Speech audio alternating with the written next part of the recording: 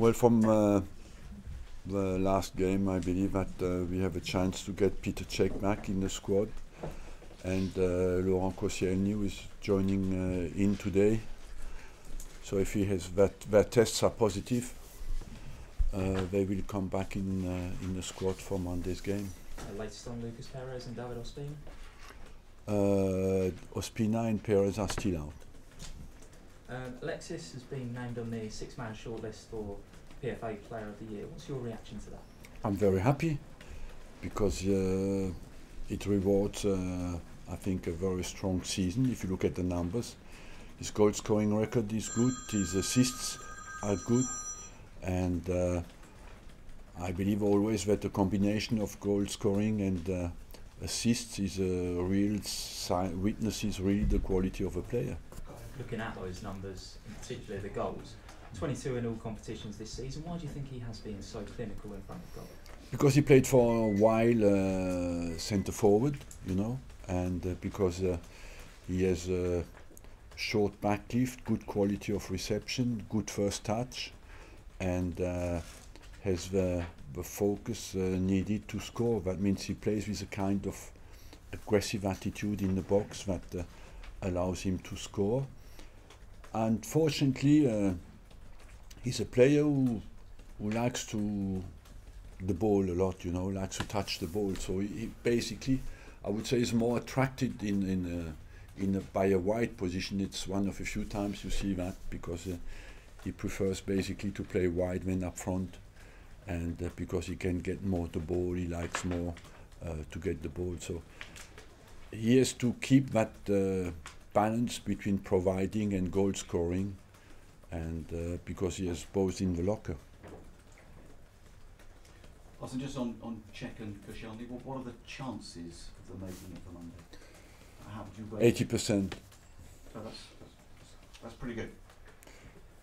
At the moment it's pretty good, but sometimes the 20% play a villain part in the final preparation.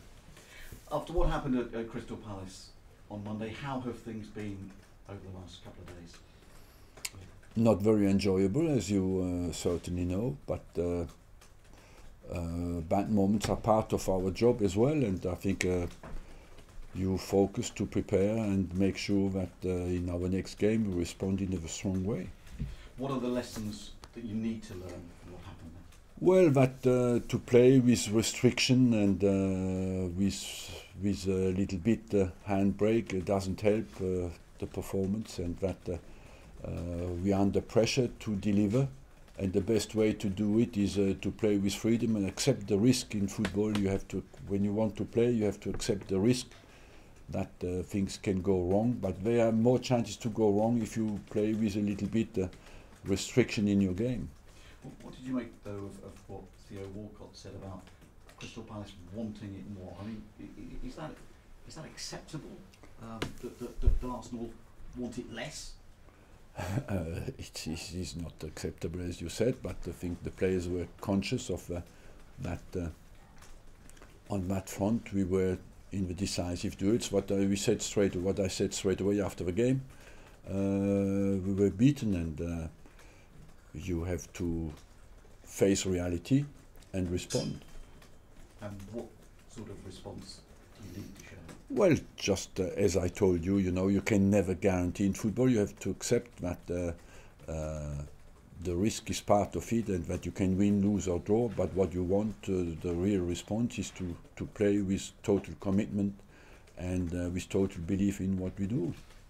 Mesut Ozil has been speaking to us. He's indicated that his future isn't going to be sorted until the summer. Is that a disappointment to you? No, because it's not in the final part of the season now with 8 games to go. You know, it's difficult to get distracted. I think we have to focus on the right things, and after that, in the summer you have a longer period for the club to negotiate and plan the future. I need to ask you about your future. Has anything changed? Has there Nothing. been any development? Nothing. Tell me, are you speaking with Stan Kroenke on a regular basis? Well, I believe our relationship has always been the same, and there's not changed. And what's your take on how things are in the boardroom at the moment? Are they of one voice, or are there divisions there? I don't know. Honestly, I think what's happening above in the board is not down to me. It's I focus on what is important for me is the performance of the team, and what the fans are interested in is the performance of the team. You've dealt with some big challenges as Arsenal boss over the last 20 years. Yeah, you can say that. 8 games to go, 7 points off the top 4.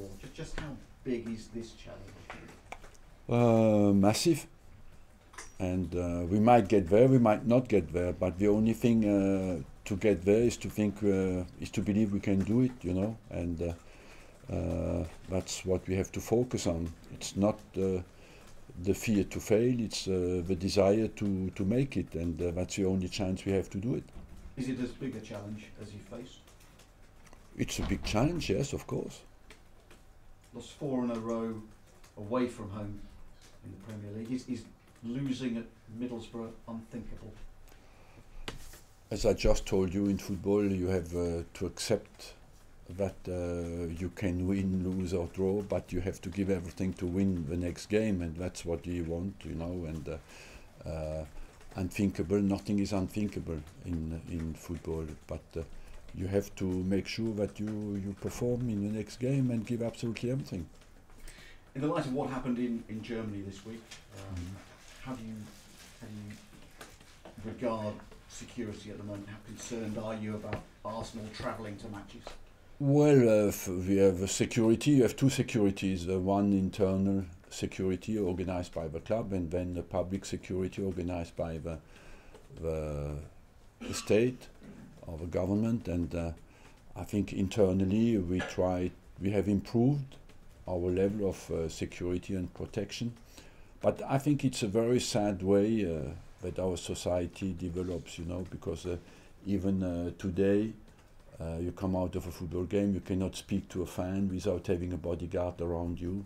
And I find that personally, you cannot go to your room anymore without having security in hotels. And I find that a very sad side of the development of our society. But on the other hand, it just reflects what our society is about today, is that there is insecurity there, and it's just in sport like in any other part of a society. Finally, can I ask you about Mark Overmars? He has said that Arsenal might be an option as director of football. That's something you're aware of? No, I'm not. I like Mark Overmars. But he's director of football at Ajax Amsterdam. I'm sure there's plenty of candidates to take care of Arsenal Football Club. I'm not worried about that. Do you sense that things need to change in terms of a structure, though? Is it a director of No, you know, it's always difficult, you know. We spend a lot of time in our society to focus on things that are superficial and not take care of the essential. The essential in football, we have to make sure is one thing, is players, good players on the football pitch, and that's what we have to take care of. Arsene, in over 20 years at this club, you've gone through many ups and downs, mainly ups. You always talk about trying to improve as a manager. What have you learned from this bad spell? No, it's I give myself the same message I get to the players, you know, get better. Go out of this room today and try to get better. What I've learned is what I knew already, is that football is a complex part of individual performance and team performance, and that when things don't go well, you test it more on the mental front than on the technical quality, and that's our test at the moment is there.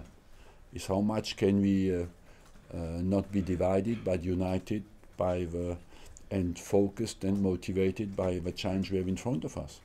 So you feel this is largely down to character rather than a lack of ability? Top level sport is about character, you know. I find you hundreds of players who have the same technical level than the players we have, but the top level is a final part. What makes the result is a mentality, the character. So how do you change that? How do you make it better? Don't change it. The players, these players are at that level because they have the character. But under difficult circumstances, the confidence can drop and can be a bit contagious, you know. And therefore, it's important to rebuild. And the energy in a team can change in 3 days. You know, it can come back as well very quickly. We had a good game against West Ham. 5 days later, we had a bad game at Crystal Palace. So that can come back very quickly, and we have to focus on that. Under those circumstances, do players sometimes need a shock? Do they need strong words? Have you been angrier than you've ever been at Arsenal? I think at the moment it's important I do not talk too much about what we do internally. And of course, you cannot be not angry after our performance at Crystal Palace, but it's important as well that we don't talk too much and focus on action. What sort of a challenge does Middlesbrough hold for you? They haven't. Challenge you have in the Premier League everywhere is that we have to